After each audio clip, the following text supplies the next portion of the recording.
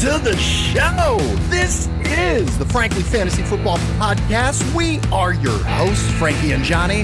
Welcome back, Frankie. We got episode 2, season 3. How you doing, brother? I'm doing great, man. Here we go, baby. We're locked and loaded.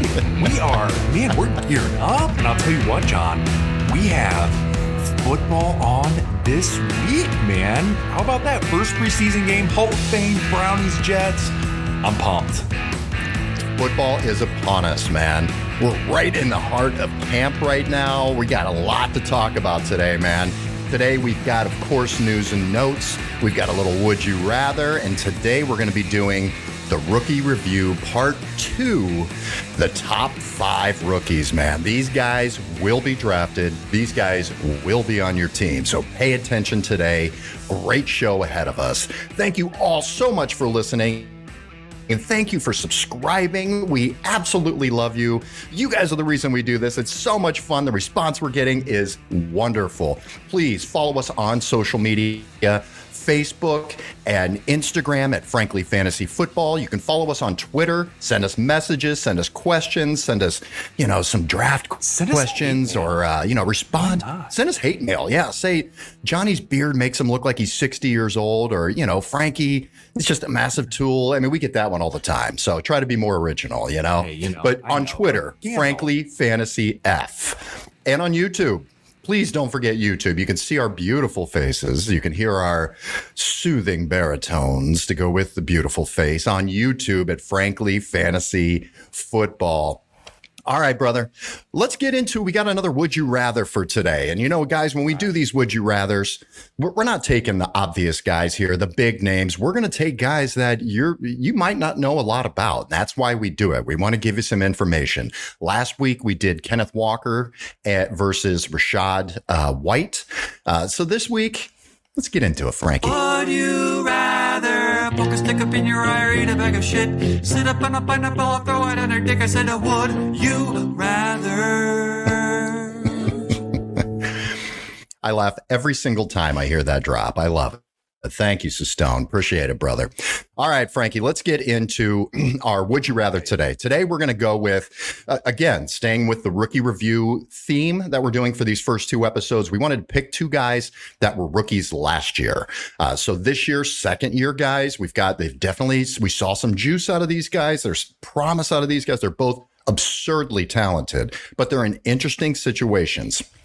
So we're going to be breaking down Drake London, wide receiver for the Atlanta Falcons, versus Christian Watson, second-year wide receiver for the Green Bay Packers. All right, let's get into a little bit of Drake London here, Frankie. Why don't you lay out for me the pros and cons of what we're looking at with Drake London? John, Drake London is really interesting this year. And I say that because he actually had a pretty damn good rookie year last year. He had 141 fantasy points total in half PPR. This year, guys, he's looking at an average draft position. His ADP is number 60, which puts him at going around that 5th, 6th round. And his ECR, again, his expert consensus ranking, what that is all these guys that think they're super smart analysts, which they are, right? Shout out to you guys. But this is what their rankings are, right? Within that position. So number 23 receiver.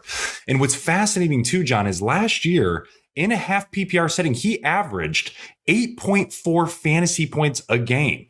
So when we're thinking about, okay, well, where does that really stack rank? Is he a flex? Is he receiver 2, receiver 3? He actually did pretty damn well, right? He's that receiver 2, receiver 3 realm, was an excellent flex position. So now what about Drake London this year, right? Well, a few things, man. One, fantastic offensive line. Excellent offensive line. So really, really good from that position. Number 2, he is definitely the number 1 wide receiver in the Falcons organization right now. They brought on Mac Hollins. Dude looks shredded like a motherfucker, right? He looks great. But they also have Kyle Pitts. But at the end of the day, he's their number 1. Now, what they also did, and which everybody knows, and we're going to talk about, is they drafted Bijan Robinson, an unbelievable talent at the running back position. So for me, John, what I'm looking at is, well, what's the problem? All this sounds really great. Well, here's a few things, man. The quarterback situation in Atlanta is not super great, right? He's having to rely on that of Marcus Mariota and Ritter last year. This year, it's Ritter and potentially Taylor Heineke. So not necessarily an increase in that quarterback play compared to last year. The other thing that's a little bit concerning is this is a run-first team. The Falcons were dominant in running the ball last year. Again, it was kind of the scheme they wanted to put out there with Tyler Algier. They had Cordell Patterson, right? They also had Mariota running the ball. So it was definitely a heavy run-first team. So this is going to be interesting, John, but there's a lot of really good things, in my personal opinion, with that of Drake London, especially if you can get him in that, middle 5th round, lower 6th round, value. I actually think that's pretty interesting. What are your thoughts? Yeah, the ECR, expert consensus ranking. I mean, they're looking at this guy as a low-end wide receiver 2, or a flex play. I love him in my flex. This is a guy I think will take a step forward. He's uber talented. You look at some of the stats from last year with Mariota. I mean, it was just bad with Mariota. It really was. I mean, the amount of deep targets and deep shots that Mariota missed him on, he could have had a completely different season. So it's really, the whole thing is tied up on Ritter. How does Desmond Ritter do this year? Does he take a step forward? Is he able to hit Drake London deep on these shots? But I think he's got a huge opportunity with yes, they're going to be extremely run heavy, and you're going to see Bijan. It's going to be like the days of Saquon Barkley as a rookie, where he just went apeshit. He was the entire team. He got the ball, 30 times a game. That's what's going to happen.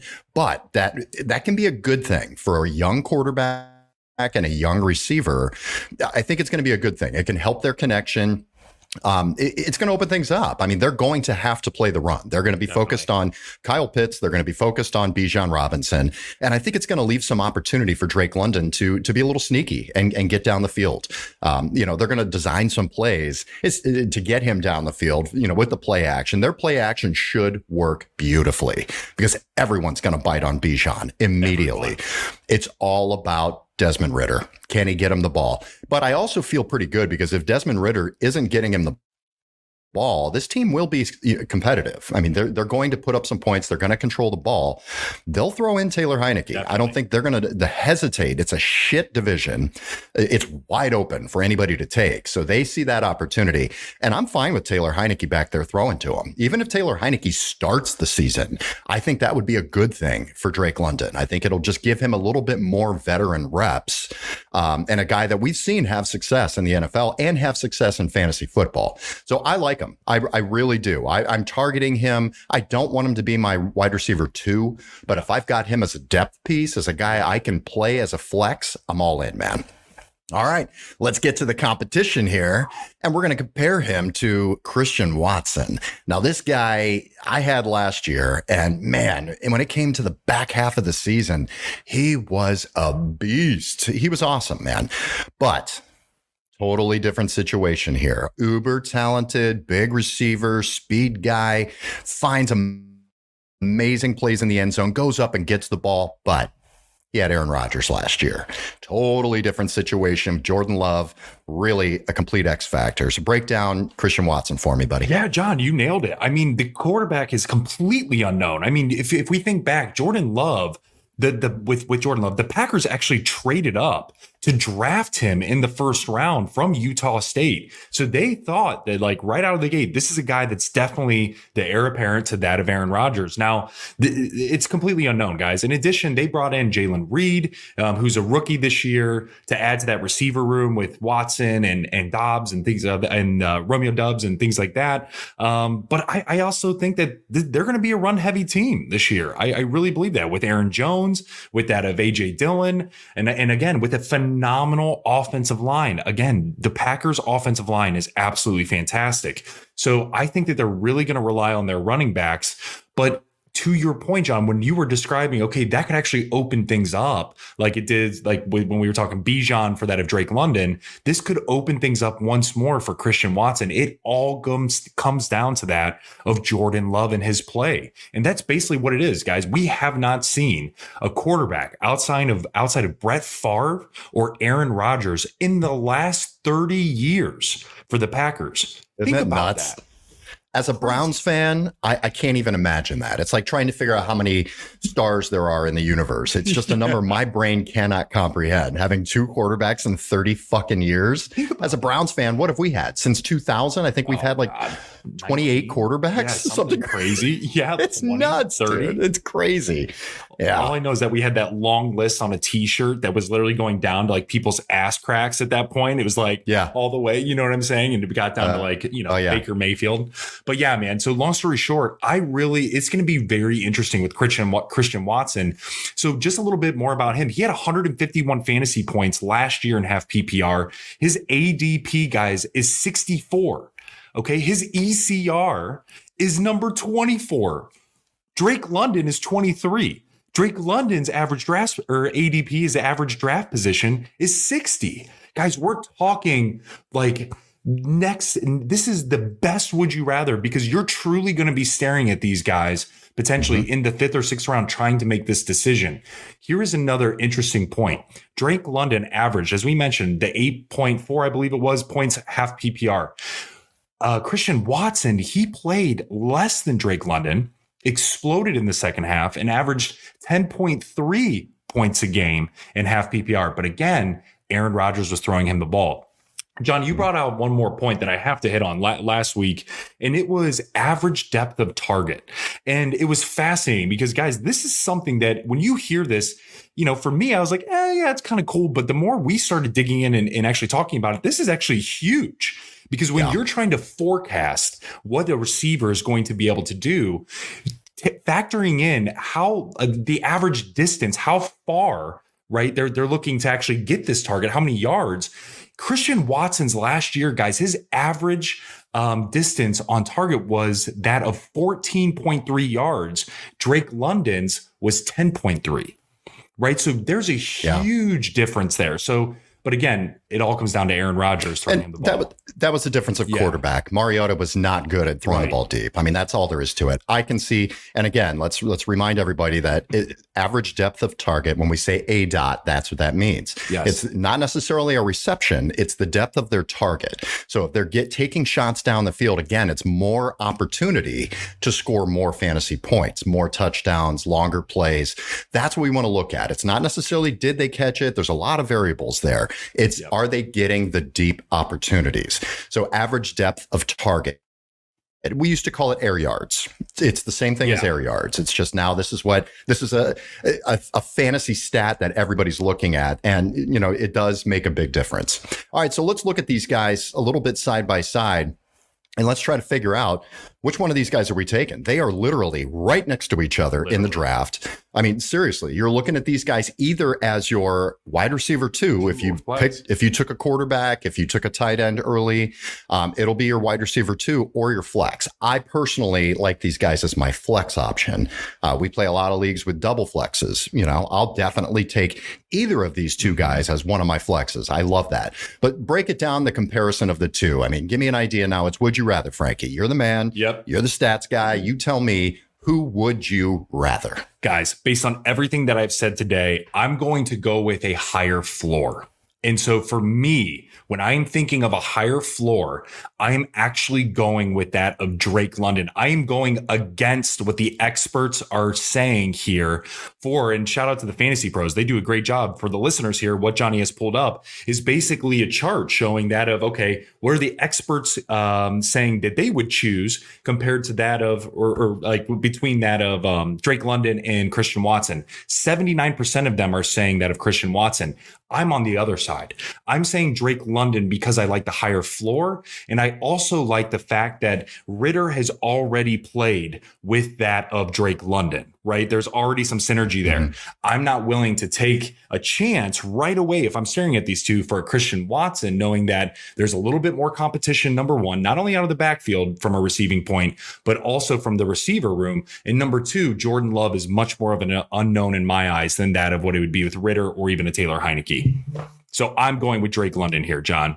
I like that. And you know me, I can say, hey, tell me which guy I like, and I'll tell you why I like him. I could argue both sides of any of this, but I do like that play. And really, I think that's a good call, is that if you're looking for a higher floor, I think Drake London is a safer bet. I really do. And you're exactly right. They've had a little more chemistry together with Ritter. They're both second-year guys. Ritter actually got some playing time. I think people are going to be focused very heavily on Bijan. They're going to be scared of him. He's the guy they're going to use him as a decoy as well, which will be brilliant. And he's also got a freak talent in Kyle Pitts running down the field as well. So he draws a lot of attention. These are scary dudes, man. These are freakish athletes that are going to draw a lot of attention. So I think Drake London does have a higher floor, but I think Christian Watson has the higher ceiling. I think he's the riskier pick. I think he's more of a home run hitter. He's that guy. I do think we've seen him. I mean, he was dynamic, man. I mean, multiple touchdowns. Games, huge plays, 50, 60-yard touchdowns down the field. I'm a little concerned about his durability, though, too. We've already seen some injury concern with him in his rookie season.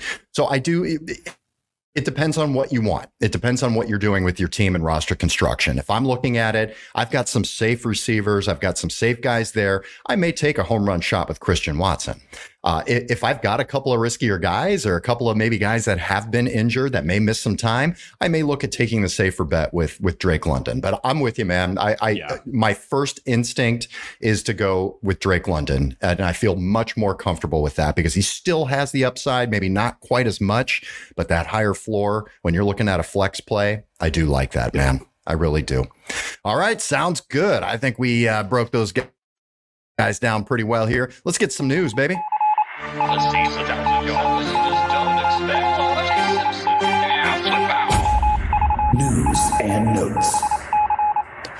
All right, Frankie, let's briefly touch on some of this contract issues, negotiations, celebrate the signings here. We've got a couple of them. Josh Jacobs planning to skip camp. It's no bueno, brother. I mean, your shit your pants meter with Josh Jacobs. We talked about it last week. Things seem to be getting worse. Where are you right now with Josh Jacobs? John, it's terrifying right now. If you have him and you're thinking about keeping him in a keeper league, or if you're truly if you're even just a Raiders fan in general, guys, I mean, this is not looking good. I mean, he's literally has left Vegas. I mean, and again, I know it's summer, so you could be traveling, but for me, John, shit your pants meter, it's pretty through the roof, right? Pretty high through the roof right now with Josh Jacobs being able to come back to that of Vegas.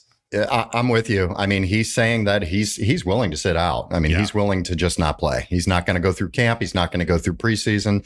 It's not a good situation. I mean, I pull up Bleacher Report to look for news and see what's going on. And all I see is, landing spots for a trade for Josh Jacobs. That's not good. I mean, that's not a good sign. Keep an eye on him. This is a first round, early second round running back that you're going to have to take there. And at the moment, I'm staying completely away from him, man, at the moment until I hear more. All right, Saquon Barkley. Speaking of poop, we can stop wiping for the moment. We can stop the wiping, man. Saquon Barkley did sign a 1-year, $11 million deal with $2 million signing bonus. All right, for dynasty purposes, Frankie, and keeper purposes, tell me why you still got some shit in your pants on this one. Tell me why. Yeah, I mean, at the end of the day, he signed a 1-year deal. It doesn't make you feel really warm and fuzzy. And the reason being is because he's going for that big contract after this year. Now, technically, I'll have to look back at this. I'm not sure if they can still franchise tag him. I believe they might be able to again. So even though he signed this contract, guys, the Giants could literally say, hey, man, we're going to do this all over again next year. And so if I'm Saquon and I'm having a great year, man, he's going to, this could get ugly next year. So for dynasty, there's still a little bit of, I'm a little bit nervous, man. I might, freaking out, but no, I would try to move him in a dynasty league. I really would, because, and the other reason why is they clearly have no loyalty to this guy. Running backs are it's brutal right now. So you have to look at contract situations with running backs, because the way I look at it, they sign him to a 1-year deal. They're going to run him to the fucking ground. Definitely. Man. His dick is going to be in the dirt, and because they don't care. They're not trying to protect their asset here. They've got him for 1 year. I think he knows that too. So the problem you're looking at there is high injury risk this year. I mean, he's going to get a ton of work, man, which is going to be great for you when he plays, because he's going to get the ball 20 times a game easily, and probably be very involved in the passing game. But I'm worried about it, man. I am. I don't like it. All right, let's move on here. Justin Herbert just signed a 5-year, $262 million deal. They just locked this guy up. Highest paid quarterback in average annual value. So when you break down what he's making per year, he is the highest paid quarterback in the league right now. This is great. This is great news. People got a bad taste in their mouth for Justin Herbert because of last year.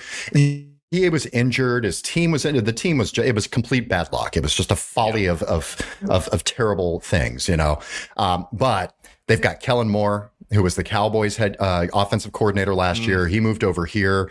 He's exciting. He loves creative pass play calling. He does some cool shit. I love the Chargers this year. I think they're going to be slept on a little bit. Justin Herbert is definitely a quarterback I'm looking at for value. You take him maybe 5th or 6th on the list so you can get him at a nice cozy range in the draft. I love him this year, man. And I just saw him interviewed this morning actually on NFL Network, and he's like, now I can sit back and relax and be free to play football, knowing that he doesn't have money to worry about. You want that with a quarterback. You don't want that shit on his mind. You want him focused on throwing the ball to Mike Williams and to Keenan Allen and to the new rookie guy sensation we talked about last week with Quentin Johnston, man.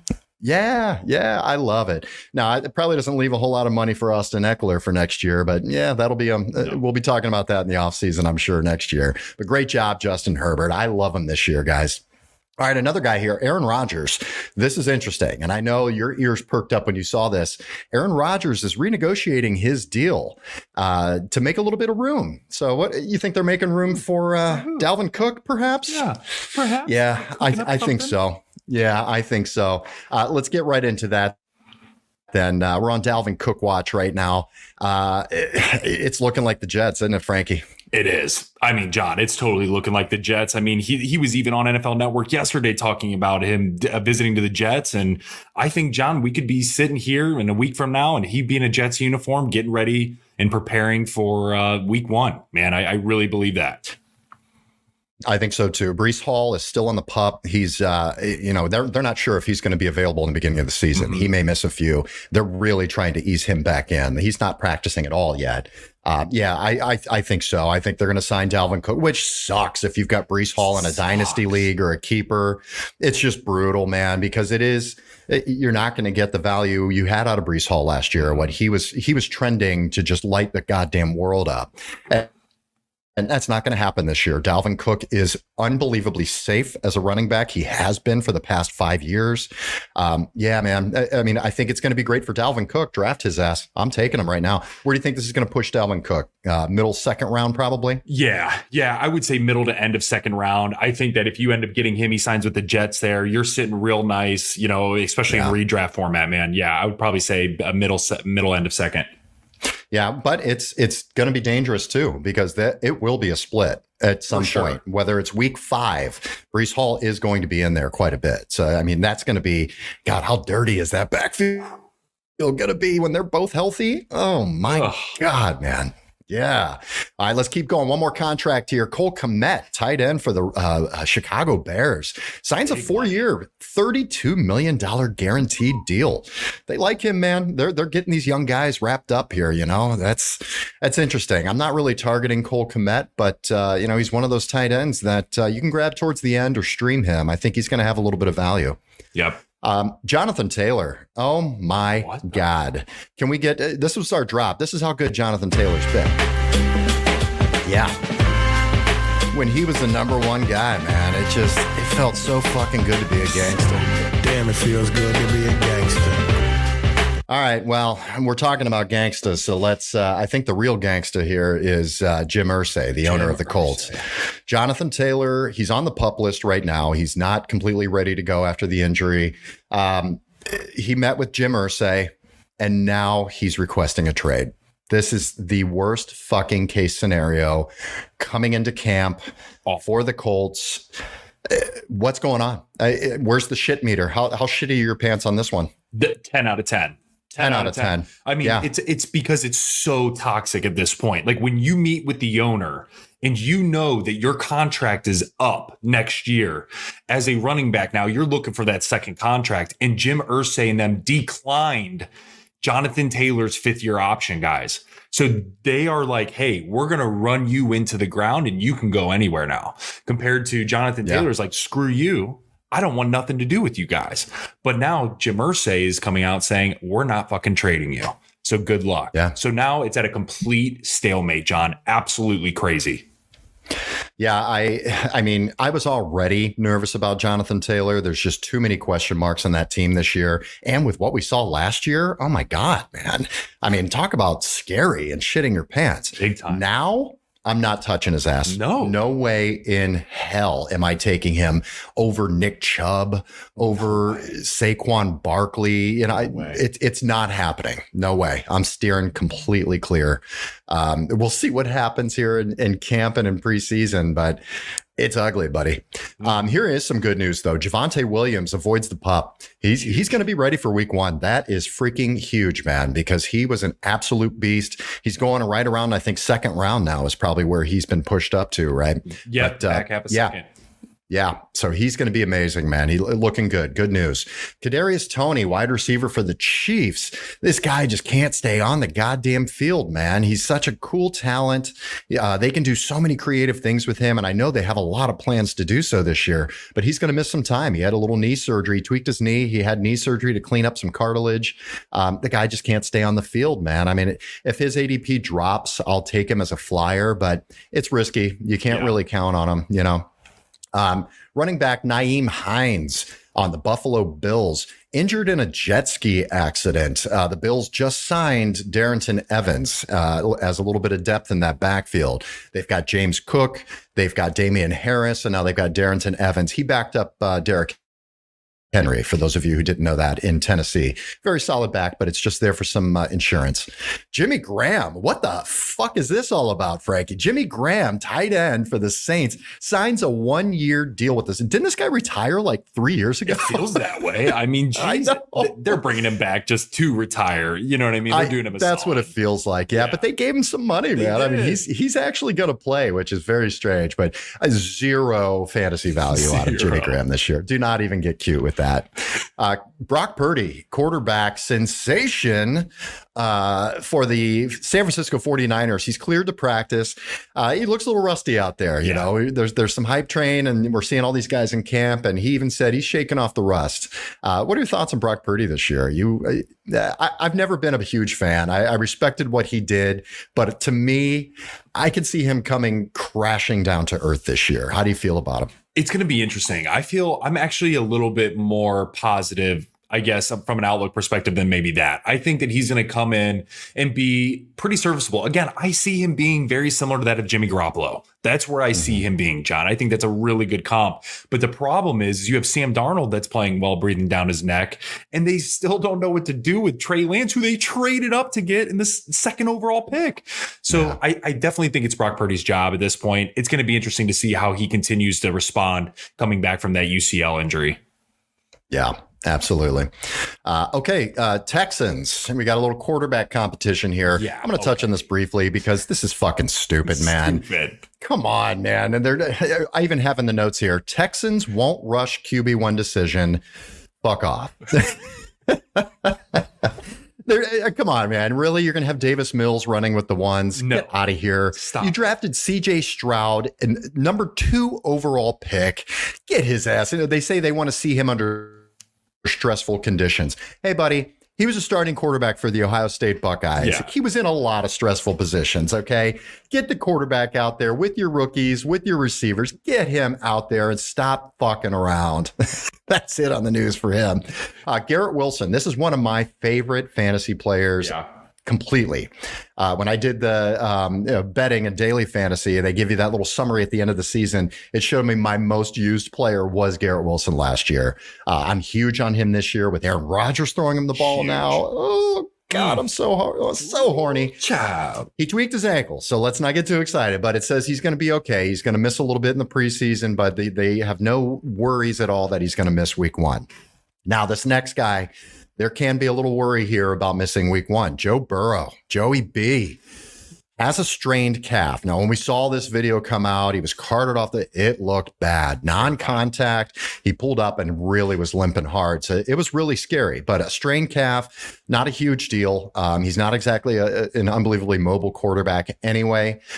They're saying he should be fine, but it looks looking like a low calf strain. Doesn't look like it's going to be too bad, but talking to a lot of experts here, listening to a lot of experts, talk about this injury, it's usually a month recovery at least.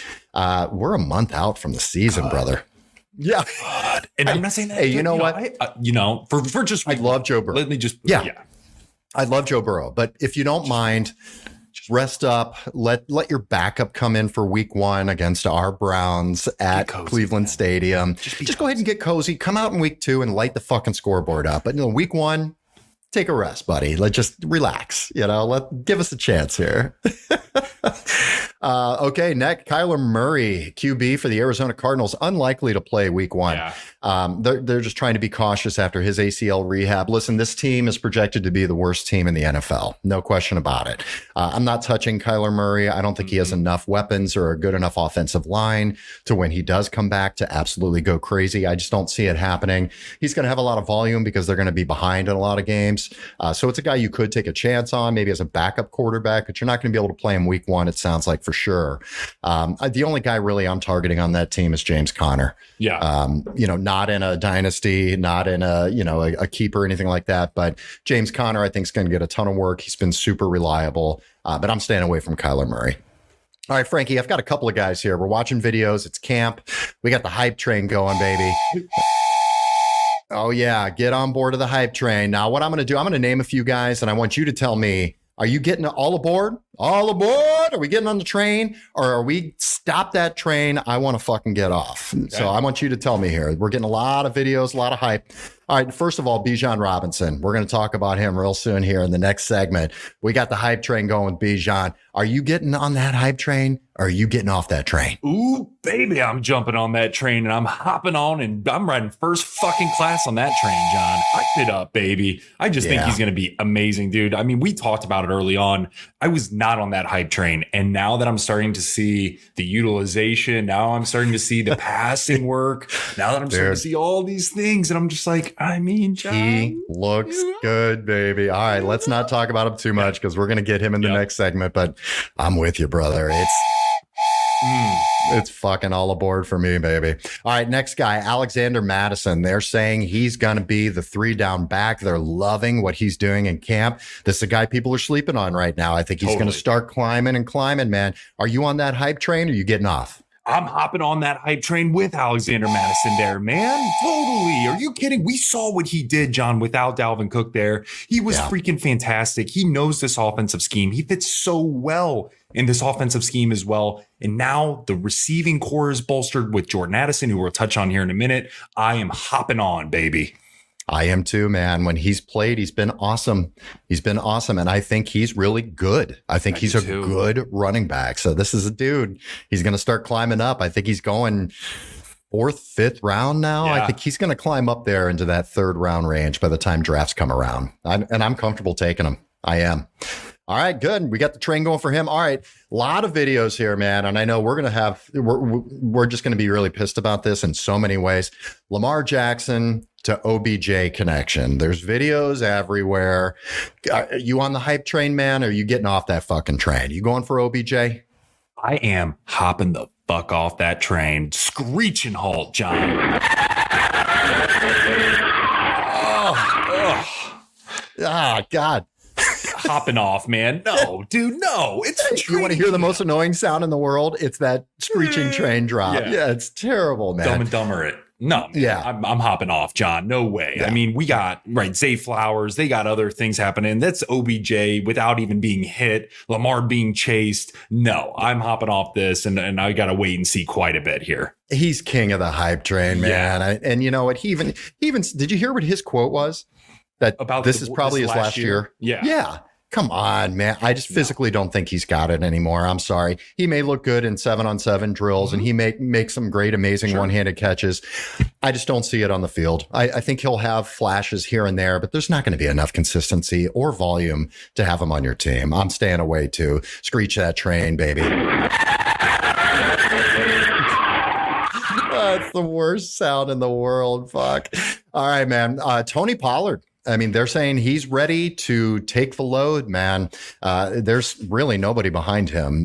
There were rumors of signing Zeke. Zeke's not signing with the Cowboys. It's Tony Pollard and Tony Pollard alone, and I think he's a great value. You getting on that hype train with Tony Pollard? You getting off? I'll tell you what, John, I'm hopping on, but I'm not jumping on board like that of Bijan and Madison. And I say that because Tony Pollard, we have not seen him have a full workload, number one. Number two, he mentioned last year, he doesn't necessarily really want a full workload, which means that I think Davis, who's his backup, to your point, there's not very much behind him, or maybe we see Deuce Vaughn, shout out baby, rookie out of Kansas State, excellent, who might get a shot in a Darren Sproles type of role. But with that being said, I like Tony Pollard, John. My only caveat to this, and I would love to know your thoughts, are you willing to take Tony Pollard either back half or front end of that second round or back half of that first round, which is where people are taking him right now?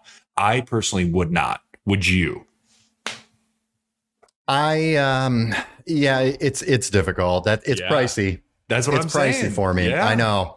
I mean, if I'm looking at, I feel way more comfortable getting him on the back end of the second round, where I can jump on a Justin Jefferson, and I can jump on another receiver maybe, or even, come up with a Mark Andrews and get him in the turn. Pay if you want him though. You got to pay if you want him though. But yeah, I'm getting on the hype train. Okay. I'm getting on the hype train, but I'm cautious. I'm cautiously optimistic. I do think they may sign somebody. It could be a Kareem Hunt or something like that. And I do think it's going to be a 70-30 split. But I think that's good for Tony Pollard. I don't know if it's going to be good for him to be on the field in all three downs for the entire 60 minutes. Yes, cautiously on that train, and we'll see what happens here. All right, how about a little bit of Deebo Samuel, man? Here you go. You got my 40, homie. You got him a 40, homie. They're just showing him he's looking like he's back. He's feeling good. Everything. He's saying he's in the best shape of his career this year, which is saying something. That guy's a fucking specimen, man. How you feeling about Deebo Samuel? You getting on the hype train now with a little new quarterback situation with Brock Purdy? How do you feeling about that? I'm jumping off, man. I'm not going to be a part of this hype train with Deebo. And I say that, guys, because you're going to have to pay for him again. I mean, you're going to have to go and take him in the third or fourth round right now. And John, for me, man, with the way Brock Purdy, with his injury coming back, he really favored Kittle and Ayuk last year. Like, I just don't know if I personally am jumping on the hype train of Deebo Samuel, me personally. Yeah, I think they have a lot of mouths to feed. I think Brandon Ayuk has really come on, to really get involved. I mean, they're going, Deebo and Ayuk are very similar. I mean, they're, as far as rankings go, expert consensus rankings, they're very close, and when I see that means I'm not paying up for either of them. I'll take the one that falls to me. But yeah, I agree. It's so yikes. God, it's so bad. I'm getting off that train, man. I don't like it. All right, last guy. A lot of hype coming out. Jared Goff's been talking about him. The team's been coming out. This is a guy, you know what? I'm the most proud of this guy because we called this shit in season one. The first time we started doing podcasts, we have no idea what we're doing. And I'm like, listen, guys, this rookie, Amon-Ra St. Brown, I love this guy. Best name in football. I'm so glad he's still good because I love saying his name. The Egyptian sun god, Amon-Ra St. Brown. Some serious hype videos coming out that look great. How you feeling, man? I am jumping on that hype train full bore, baby. John, I am in love with this dude. He's going to be dynamic. He's getting better and better every year. Jared Goff is really falling in love with him. Dude, I'm telling you, man, this dude absolutely is a guy that I'm jumping on this hype train and am targeting in my drafts. You feeling good about him if he's your wide receiver one? Definitely. I am feeling good if he's my wide receiver one. If I take a running back in the first round, let's say. Yes. Yeah. 100%. I'm with you on that one, man. All right. That's great. All right. Let's get to it. Let's get to the top 5 rookies The rookie review, top 5, baby. All right, let's go. This is great info, man. I mean, the shit you do on this is fantastic. All right, let's get to the first guy here, Frankie. Let me find his graphic. You get great graphics. Boom, there he is. Jordan Addison, wide receiver for the Minnesota Vikings. He's going to be playing opposite. He's going to be playing with Justin Jefferson. He's got Kirk Cousins. Not really much change with this team. Dalvin Cook left, but I think Alexander Mattison fits right in there like we've seen him do when Cook was injured. So not a lot of change with this team. Where does Jordan Addison fit in, and how do you feel about him?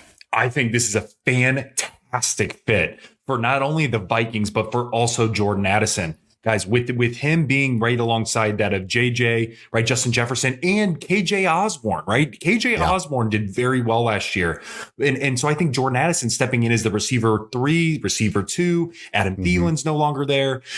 Kirk Cousins has shown that he can provide good value to 3 receivers at least. So I love this. In addition, guys, a little bit about Jordan Addison, right? He's coming from that of USC. His ADP, average draft position, is 87, and he's ranked right now the number 40 receiver in ECR.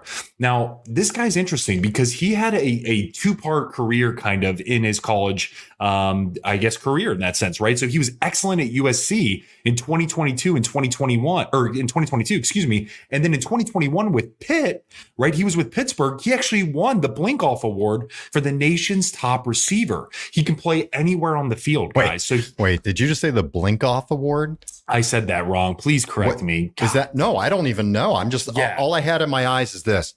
Yeah, well, I probably said it wrong. People know that. All right, guys, get over it. I won the blink off. Okay, I'm going to win the blink off, Frankie. You know, I definitely said that wrong. I'm working out for it. All right.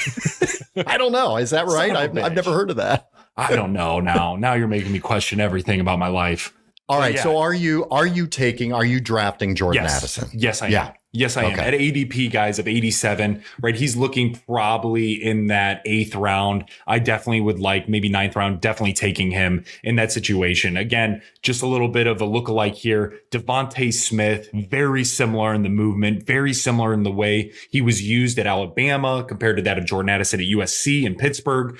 Guys, in Devontae Smith's rookie year, he had 155 points in half PPR. I see this. That could be something that is doable for Jordan Addison if he's able to, 1, stay on the field, number 2, gels with that of Kirk Cousins. I like him a lot, John.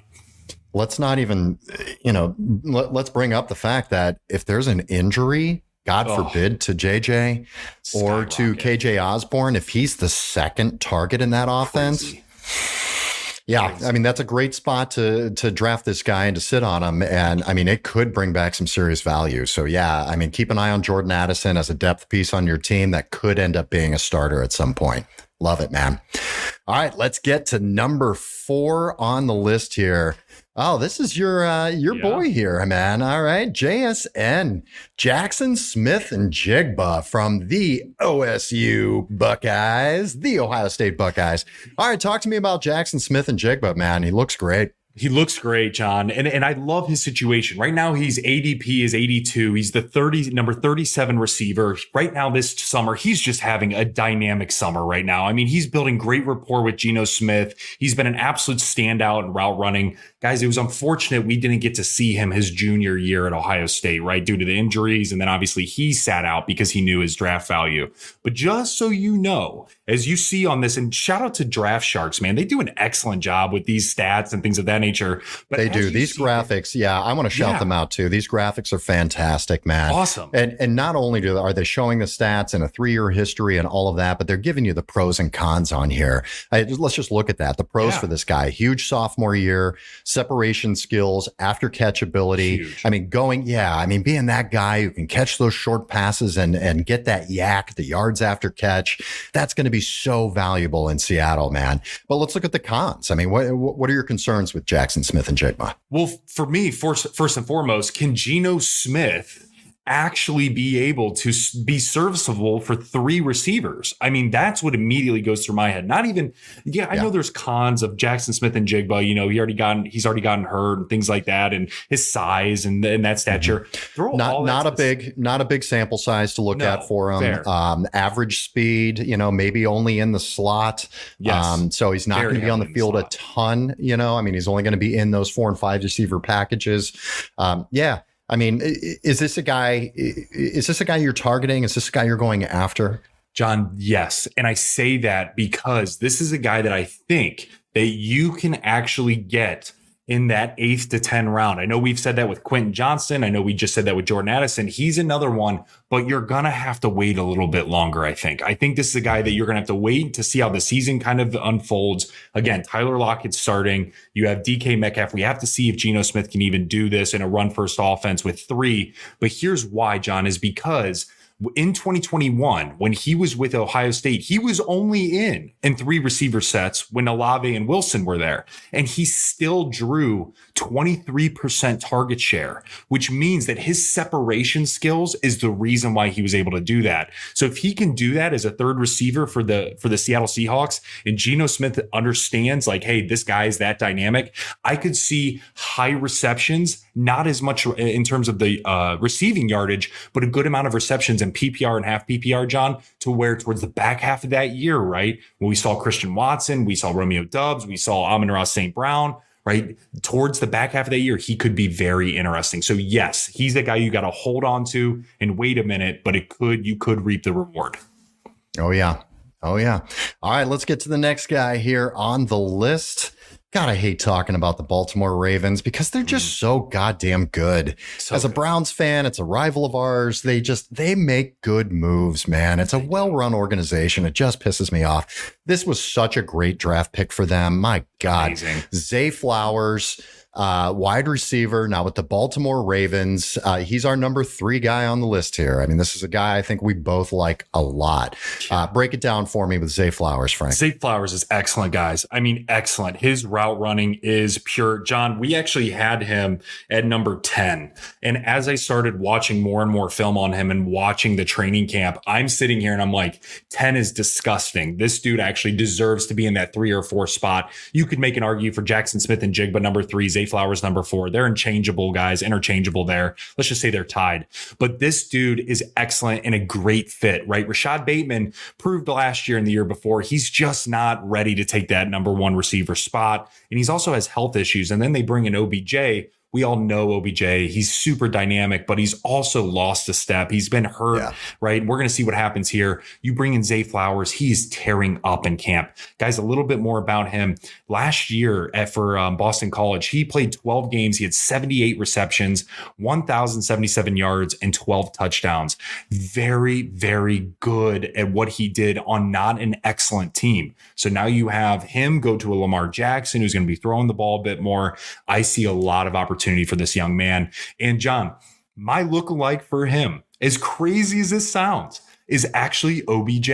The way his route running was in college and the way it's going to potentially translate here and the way OBJ came into the scene from LSU, John, it's very similar. And of course, they're on the same team. So for me, man, I'm really high on this guy and I love where he's at. His ADP is 120. His number 51 receiver, you get so much value. That's why he's ranked 3rd for us, 3rd and 4th for us, guys, is because the value you can get for him super late round. Yeah. Listen, his ECR, his ADP, where he's going in drafts, it's going to go up, man. Yeah. We're going to continue seeing his connection with Lamar Jackson. The reason why I like him more than Jackson Smith and Jigba and Jordan Addison is because those guys are coming in as right away, they're the 3rd, 4th target on the team. Zay Flowers is coming in. I mean, he's really behind Mark Andrews. He's going to be the number 2 target on this team. I mean, he's got his opportunity, I think, is better than those guys to give you immediate fantasy impact. That's why I like him. I love where he's at. You're getting him cheap as hell right now. I'm going after him everywhere, man. Love it. Yeah. Yep. All right. Sounds good. Let's get to our number 2. Number 2 rookie here, man. Who is it? Jahmyr Gibbs, running back drafted by the Detroit Lions. Let's go, Dirty D. This is exciting, man. I'm really, really hyped up about this guy. Let's get the train.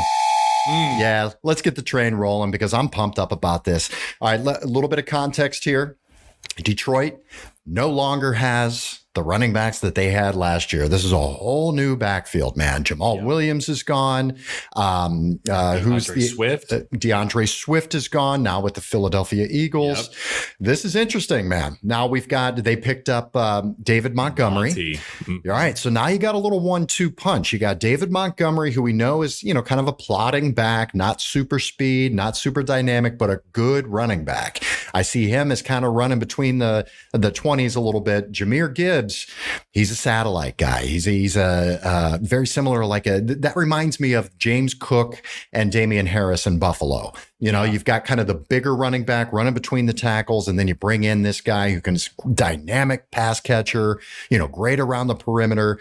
Talk to me about Jahmyr Gibbs. How much do you like him? Love. I don't just like him. I love him. There's so many reasons why the situation is first and foremost. Perfect. It's perfect, guys, because he's not going to be overutilized here.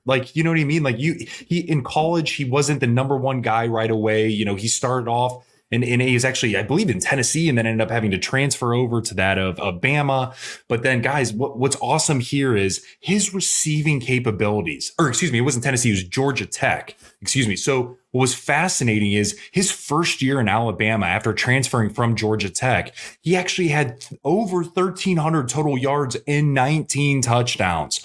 Unbelievable. Wow. He is a receiver. He is Christian McCaffrey, Alvin Kamara-like type of dominant. And he actually reminds me a little bit of Todd Gurley as well. Todd Gurley's rookie year from scrimmage, he had almost 1,300 yards as well. It was 1,294 with 10 touchdowns with Jared Goff. Jared Goff is now his quarterback, right? They need receiving help as well. You have the 1-2 punch with David Montgomery. This guy at his ADP is 36. He's the number 15 overall running back for ECR. I love it. I will be targeting him in every single draft that I have. I think he's going to be way awesome in PPR with the reception capability. And John, I mentioned it, my lookalike for him is Alvin Kamara. Based on Alvin Kamara, when he first came in, man, it was that 1-2 punch with Ingram and Kamara. I see it being very similar with Monty and that of Jahmyr Gibbs. And Alvin Kamara's rookie year, he had 288 fantasy points in half PPR. That's crazy. I don't think he'll get to that. But what I'm saying is his trajectory could be that. Love him.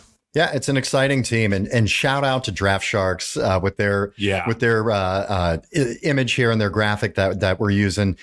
Their player comp, I love this. It was hilarious. It says Kirkland brand Alvin Kamara, which is great. You're going to Costco, and exactly. You've got the expensive shit with Alvin Kamara. You're like, well, what about this guy? What about this brand over here? It's good.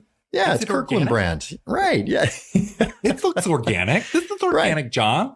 So even if it's close to that, it's an amazing comp, man. I mean, it gets me excited thinking about it, seeing how high flying this, Detroit Lions offense has become. I think it's just such a great fit, such a great opportunity. Again, when talent meets opportunity, that's what you look at in fantasy football. Yeah. And this guy checks all those boxes, man. It's just a wonderful situation. Okay. Love Jahmyr Gibbs, man. Let's go. All right, let's get down to our number one guy. Number one. All right, first of all, this guy's going in the top 5 of fantasy drafts, by the way. Mostly. So this was a first round guy. You're going to have to pay attention. You're going to be staring at him and going, do I take him? Do I take Nick Chubb? Do I take Saquon Barkley? Yeah. Do I take Cooper Kupp? You're going to be making some decisions. Do I take Travis Kelce? Yeah. There's Derrick Henry. I mean, these are huge names. And this is a rookie coming in and being in the conversation with those guys. Let's get to it, baby. Bijan Robinson. Listen, man, everything, the hype train is, I'm playing it again. I am starting to get on that train. I'm running after the train going, I'm sorry, I wasn't a believer. I'm sorry. This he looks incredible. Is this a generational talent we're looking at right now? Definitely. Definitely, John. What he Break did it in down, Texas, dude, what he did in Texas, I loved watching him, man. And I watched him every single week, went back and watched some draft or some film on him as well. He is phenomenal. He truly is a generational talent in my eyes. Right now, his ADP is 8. Number 8. Literally, guys, in the first round, if you want him, you have to take him within the first 8 picks. He's the number 4th receiver or running back, in ECR. Guys, and here's the thing. He is running behind at the Falcons, some of the best interior linemen in the game. The Falcons were also one of the only team to run the ball more than half of their offensive plays. Think about that for a second. More than half of their offensive plays, they ran the ball. And you are now walking into a situation with an excellent offensive line, and you have good receiver and that of Drake London and in Mac Hollins, and you have Kyle Pitts. And so that might be able to help spread a little bit with you. But Bijan Robinson has the ability to come in here and be dominant last year, guys. Just to understand how dominant was he at Texas. As you can see here with Draft Sharks, they're laying it out. But he had almost 1,900 total yards from scrimmage with 20 touchdowns in 1 year alone. Think about what I just said. Okay. Oh my God, man. That's absurd. That is. And now That's insane. John, my lookalike, I actually like Draft Sharks lookalike a little bit more than mine. My lookalike is Josh Jacobs, guys. I love this type of, but he's even from a generational talent, he's even more so than that of Jacobs. I just like his rookie comparison walking in 188 points. I think Bijan can totally be in that 250, 260 mark like that of Kamara was, etc. Saquon was, but I think this is a really good comparison. But John, do you want to hit on what Draft Sharks has? Listen, I love these guys. I mean, we need to become friends with these guys because this is amazing. Their player comp for Bijan Robinson is a human Jeep. And that's exactly right, man. It is. He's a fucking Jeep. This guy is he's got it all. I mean, you look at their pros and cons here. Let me list this off. Pros: size, durability, lower half power and control. I mean, that's everything you want. That's Nick Chubb. That's Saquon Barkley. That, Josh Jacobs, Derrick Henry. That's all that kind of feel, just like a fucking Jeep coming right at you. The cons are hilarious. Needs to avoid unnecessary hits. Okay. Yeah. Join the club. All running backs do, And number 2 con. Yeah, that's about it. That's all they've got. He's got zero cons about him here. Yeah. I mean, my take on Bijan, I'm warming up to him. Listen, I was shocked that Atlanta took him. Yeah. Because they just had a rookie in Tyler Algier that did very, very well. Very well. Now, Atlanta, this situation is pretty incredible. I mean, this really does remind me of Saquon Barkley's rookie year. Yeah. Coming in, and the difference here is Atlanta's offensive line is excellent. I know that people have slept on them. The team has not been great, and that division's awful, but their offensive line is really good. They're putting this guy in an incredible situation. He's going to touch the ball 30 fucking times a game. He's going to be the number 1 focus on the team. But again, and we talked about Drake London. We talked about Kyle Pitts. They've got talent. They cannot stack the box every single play with this guy. So this guy is just going to see everything. He's going to see rookie quarterback, or not a rookie quarterback, second-year quarterback, young quarterback, hasn't played a ton. A lot of checkdowns, baby. I mean, this guy's going to be PPR gold. In a PPR, I wouldn't be surprised if he's a top 5 pick, top 4 or 5 pick. So, John, serious question, because the listeners and the viewers have this same question in mind, and this is serious for you. You have the 6th overall pick. You're staring right now at Kelsey, Saquon, Nick Chubb, and Bijan Robinson. That could be legitimately the case. Who are you taking and why? It's tough, man. I mean, literally as of last week, I was going to say Nick Chubb without even thinking about it. It's not even close. I'm a little closer to Bijan. I really am. I mean, I think if I see him in a preseason game and this literally will happen. It's going to happen. He's going to bust out a 50-yard touchdown in a preseason game. Then they're going to put him on the bench and say, look what we got, motherfuckers. Yep. I seriously think this is going to happen. And when that happens, I'm going to fall victim to it. and I'm going to push him possibly ahead of Nick Chubb. I'll take him above Kelsey. Absolutely. Okay. He's just too talented. I think he's just going to bring way too much value. Kelsey is getting old. There is going to be a drop off at some point. I don't think it's going to be this year, but I think the risk of that versus Bijan, I'm taking Bijan.